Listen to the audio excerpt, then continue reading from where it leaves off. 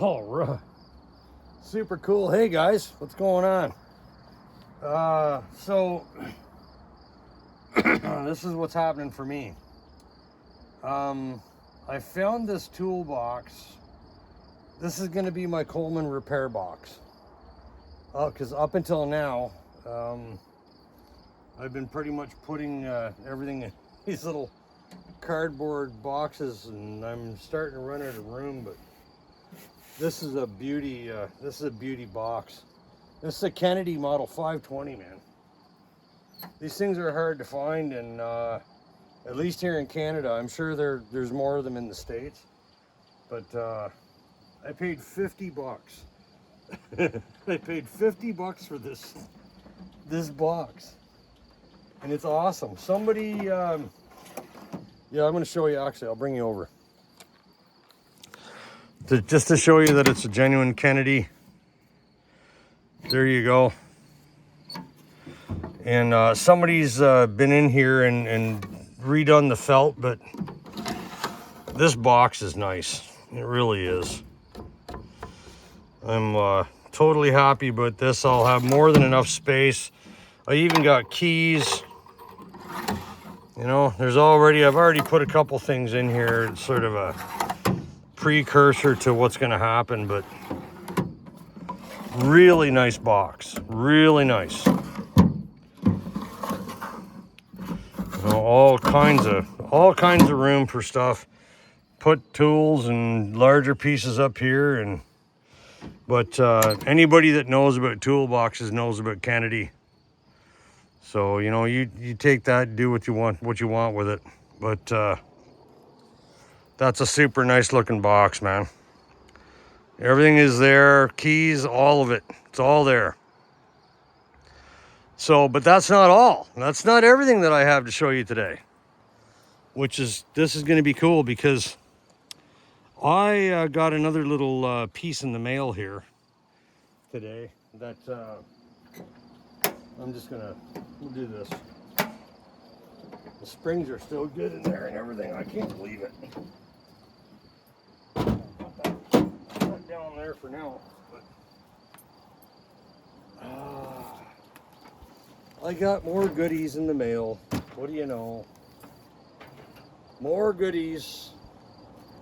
This one is one that I didn't have that I wanted because I think I'm actually going to.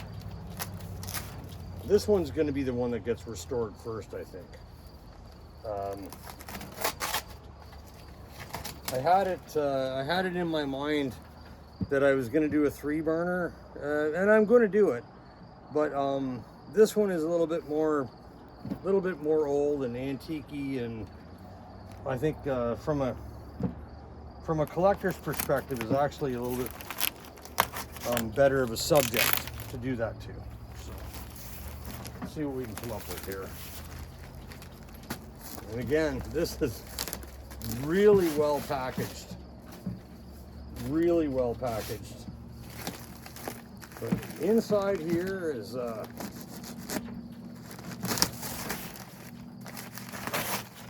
this is a 4M. So this is going to be from probably somewhere between 1956, 57, and very, very old. Very old.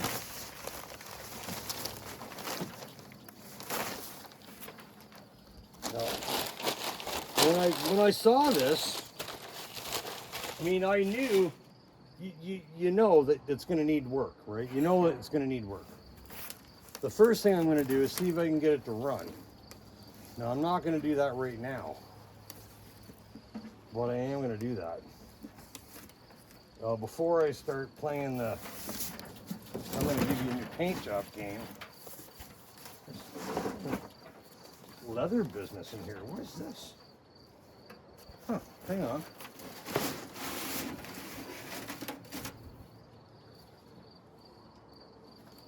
Okay. That is a pretty cool old box. What does that say right there? Oh, it's just a shop marking.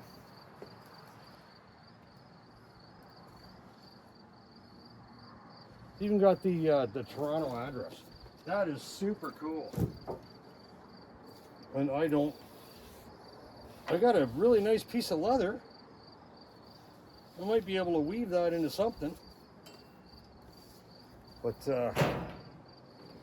let's see what happens here. So look at this.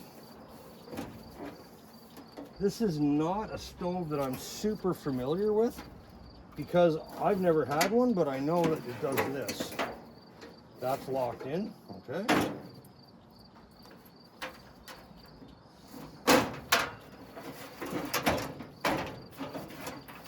Come on. Again, same thing. There's that.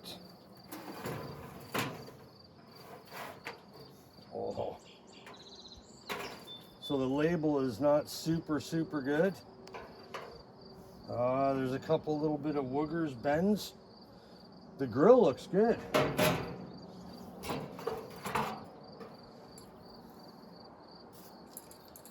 Oh my goodness. I don't think there's fuel in there, but you know what? It smells like nothing, which is great. Oh my, the gasket looks good too.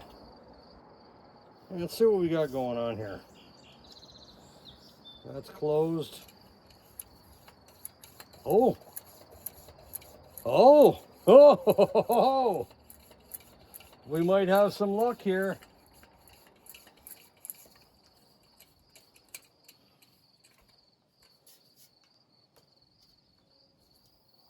Sure enough, something's coming out both ways. I have a feeling that might actually work. I think we're going to need to clean the generator.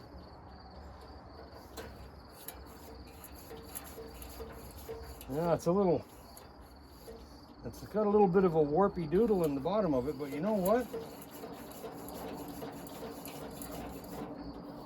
For how old it is now, I have to figure that out. And there's a couple of little dents and dings, and this has got like extra adjustments compared to the 431 that I have.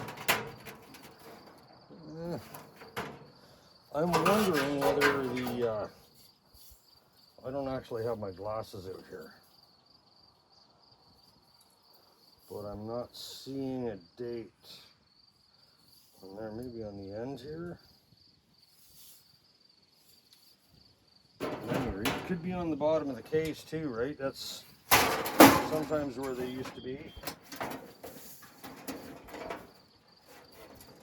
Not seeing anything, but it's yeah, there's a bit of a dent here that can be knocked out from inside, and that's actually, I'm actually pretty, whoa, excuse me, pretty impressed by that. But it's just going to be a question of a little bit of tender love and care, and take care of it. And once the oil can, and oh, this is, yeah, it's kind of rusty, and it's going to need a wee bit of attention, there's no question. I can probably help you. Anyways, that's my find.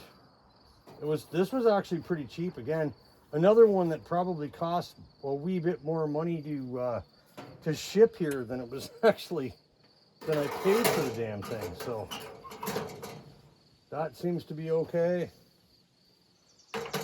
Grill's all good. It just needs to be cleaned up, painted, and we're gonna need a new label, I think. That one's seen better days. We'll go with that. All right, boys and girls. That might need to be taken apart. I got a feeling we're gonna be taking that apart and checking out the generator at the very least. Cleaning the fuel can. Making sure everything holds pressure. It accepted air, it pumped air. So The auxiliary, it's working. Perfect. Well, we're just going to have to get in here and have after it with the wire wheel on the drill and clean up some of these little dings and scratches and dents and give it a paint job and be awesome. I don't know what this is all about, but it's cool to have it. Nothing like a little piece of leather to make your day. You never know what you might be able to do that with this. Hang on to that for sure. All right. Thanks for taking a look, guys. So I'm gonna have to try and figure out how to date this thing. Look up. It's either, it might be on the fount, it might be on the bottom, it might be somewhere where I'm missing it. It might not have a date on it at all. Typically the ones that I've seen that didn't have a date or any way to date them were pre-1960. Now there's nothing here either. Nothing on the front. And because I don't have my glasses, so I can't really tell if there's anything on the tank, on the fount itself. I don't see anything there, or there. Nothing on either end. I mean, the embossing is there and everything, right, for the instructions and such, but there's no indication of a date. So, no worries. We'll leave it at that. We'll get after it and see how it turns out when we're finished. Gonna be a little bit of work. This one's actually pretty rusty inside, but I have a feeling it's gonna turn out real nice and look good. So, thanks for taking a look, and we'll leave it at that for now. I might put a video up of, we see if we can get it going, put some fuel in it, see if it'll go. Yeah. Didn't seem like the check valve was too messed up.